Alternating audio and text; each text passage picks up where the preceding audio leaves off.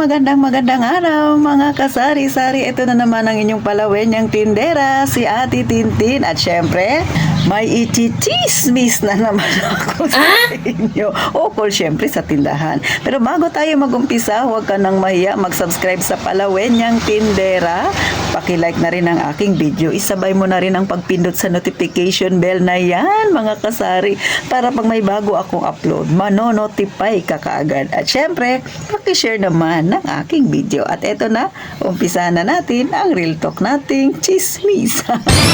Magandang araw sa inyong lahat. Kumusta ang inyong tindahan mga kasari? So sabi ni Ma'am Ellen Pilar, Ate Tin, okay lang bang magpautang? Kasama raw ito ng kanyang asawa sa trabaho at balak niya kapag pinautang ay ang usapan nila ay lingguhan ang pagbabayad.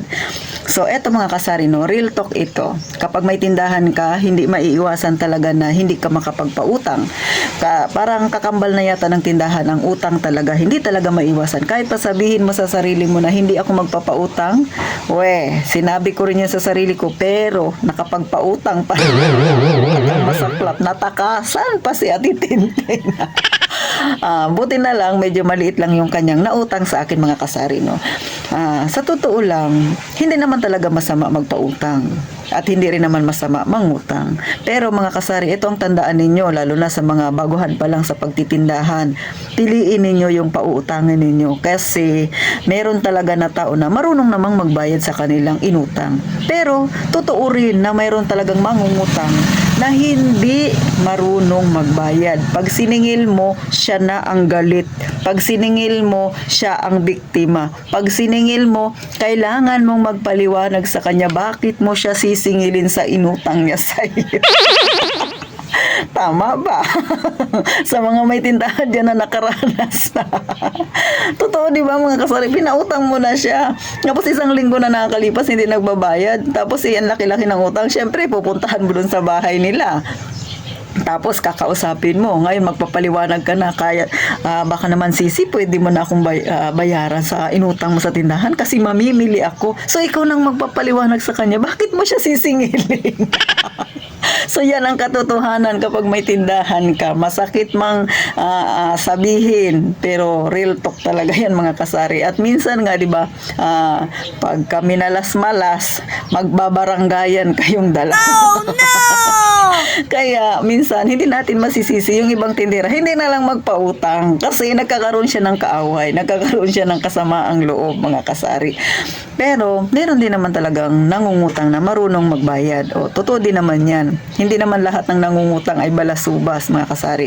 Kaya nga sa mga may tindahan dyan na nag-uumpisa pa lang, piliin ninyo, no, mga kasari, ang pautangin ninyo. Kagaya ako, no, naranasan ko na yan na nagpautang ako, nagmagandang loob ako kasi naawa ako. Yung pala, balasubas, ayun, nilayasan ako kasi borders yun siya ng kapitbahay namin. So hindi, nangutang siya, tapos yung pala yung araw na yun, aalis na pala siya. Akalain mo yun, nasikmura niyang mangutang, tapos yung pala aalis na siya ng araw na yun.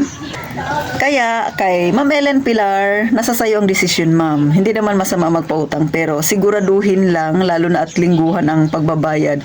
Kasi kapag lingguhan ang pagbabayad, mapipending yung iyong puhunan. Pero syempre kung nakatagpo ka naman ng mangungutang, kahit na lingguhan siya magbayad, isipin mo na lang para kang nag-aalkansya, mga kasari, no? Napilitan ka nag-aalkansya. At kung marunong yan magbayad, ay maganda rin. Kasi meron ka na kaagad na customer na tumatangkilik sa tindahan mo. And then syempre, at the same time, nakakapag-save ka. Kasi nga, syempre, lingguhan, no? Di ba? Pag nagbayad yun, medyo malaki-laki. Pero, ingat lang. Kasi meron din naman talagang mangungutang na alam natin hindi marunong magbayad. At yan ang katotohanan, mga kasari.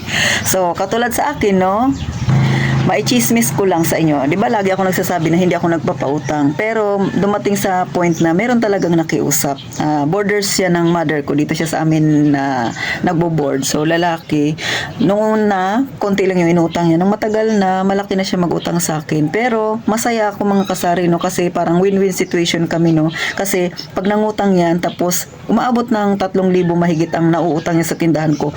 Ano lang yan, every 15 days lang yan. So sa isang buwan, halos 6,000 yung binabayaran niya. Minsan 6,500, minsan halos nasa 7,000.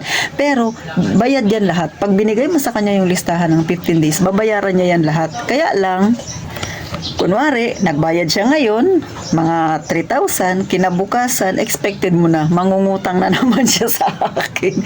Pero, ang maganda lang sa kanya mga kasarino, kahit walang matira sa sahod niya, binabayaran ka talaga niya. Yun ang maganda. Kasi, nakikita mo na nagpupursige naman siya. At saka, ang inuutang niya ay hindi naman luho, panay pagkain. So, wala namang problema sa akin. Kaya si Titinti, nakakapag-ipon ako sa pamamagitan niya. Kasi ang laki-laki, 15 days, 3,000 yung mga kasari. So, napilitan akong mag-ipon sa pamamagitan niya. Kasi yung binabayad niya sa akin, hinuhulog ko sa alkansya. And then, yung kalahating buwan na yon na 3,000, yun yung iniipon ko. Yung kalahating buwan niya na ibabayad niya ulit sa akin, yun yung pinambabayad ko sa tubig, ilaw. Kaya, para sa akin, win-win situation kaming dalawa. Kaya, okay lang naman magpautang. As long as yung pinapautang mo, marunong magbayad. Pero, syempre, huwag kakalimutang mag-ingat pa rin, mga kasari. So, paano? Hanggang dito na lang si Ate Tintin. Nasa sa inyo yan, sa mga nakasubaybay sa akin. Nasa sa inyo kung magpapautang kayo o hindi. Ulit, hindi masama ang magpautang. Pero siguraduhin mo lang na yung pinapautang mo, marunong magbayad. At syempre, mga kasarino, kasi pag nagpapautang ka, syempre, meron ka na kaagad customer. Kaya lang, ingat nga. Kasi minsan, yung iba, pag nangungutang, magaling sa umpisa magaling magbayad. Pero pag tumatagal na, ay alam na natin ang nangyayari. Nawawalang parang bula na habang tumatagal nagiging balasubas na. So ganyan yung ibang style ng mga nangungutang. Kaya lang ay nasa sa inyo pa rin ang desisyon na yan. Kung kayo ay magpapautang, nasa sa inyo ang kapahintulutan, mga kasari. So paano? Hanggang dito na lang si Ate Tintin. Naging masaya ba kayo? Natawa ba kayo sa aking tinapik? Dahil totoo naman yan. Ikaw ngingiti-ngiti kang tindera ka. Alam ko na experience mo yan.